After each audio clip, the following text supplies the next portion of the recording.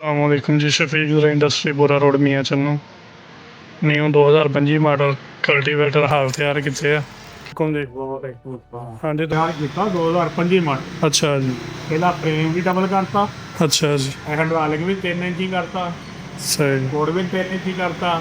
ਅੱਛਾ ਇਹ ਭਾਰਾ ਕੋਡ ਕਰ ਦਿੱਤਾ ਸਵਾ ਇੰਚ 3 ਇੰਚੀ ਪੱਟੀ 3 ਸੂਤਰ ਦੀ। ਸਾਰਾ ਮਾਲ ਹੀ ਜਾਨੀ ਕਿ 2.5-3 ਦਾ ਕਰਤਾ। ਅੱਛਾ ਇਹ ਹੈ ਇਹ ਕਿੰਨੇ ਵਾਲਾ ਜੀ ਪਿੱਛੇ ਇਹਦੇ 3 ਸਪਰਿੰਗ ਪਾਏ ਆ,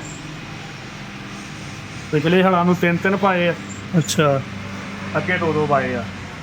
ਇਹ ਸਪਰਿੰਗ ਕਿੰਨੀ ਕੁੜੀ ਦਾ ਇੱਥੇ ਗਰੀਸ ਨਿਪਲ ਲੱਗਣੀ ਆ, ਅੱਛਾ ਇੱਥੇ ਗਰੀਸ ਨਿਪਲ ਕੱਸੀ ਜਾਣੀ ਆ ਐਨੂੰ ਕਰਕੇ।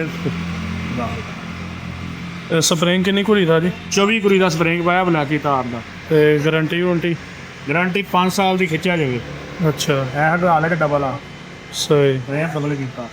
ਪੈਪ ਵੀ ਵਾਵਾ ਭਾਰਾ ਲਾਇਆ ਹਾਂਜੀ ਮਾਲ ਬਹੁਤ ਭਾਰਾ ਕੀਤਾ। ਸਹੀ। ਡੀਐਲਸੀ ਕਰਾਈ ਆ।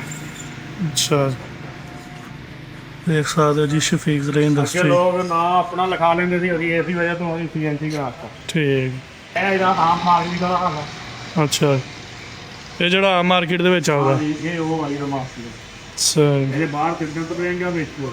ਤੇ ਇਹਦੇ 'ਚ ਤੇ ਇਹਦੇ 'ਚ ਕੀ ਫਰਕ ਹੈ ਜੀ ਇਹਦਾ ਇੱਕ ਫਰੇਮ ਸਿੰਗਲ ਆ, ਅੱਛਾ ਜੀ ਇਹ ਨਾਲ ਸਿੰਗਲ ਹੈਗਾ। ਪੱਟੀ 2.5 ਦੀ ਆ, ਅੱਛਾ ਸਪਰਿੰਗ ਉਹ ਹੀ ਆ, ਕੋਡ 2.5 ਦਾ ਵਾ।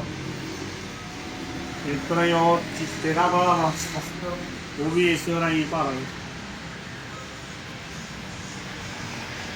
ਦੇਖ ਸਕਦੇ ਹੋ ਜੀ ਨਿਊ ਮਾਡਲ ਤਿਆਰ ਕੀਤੇ ਆ।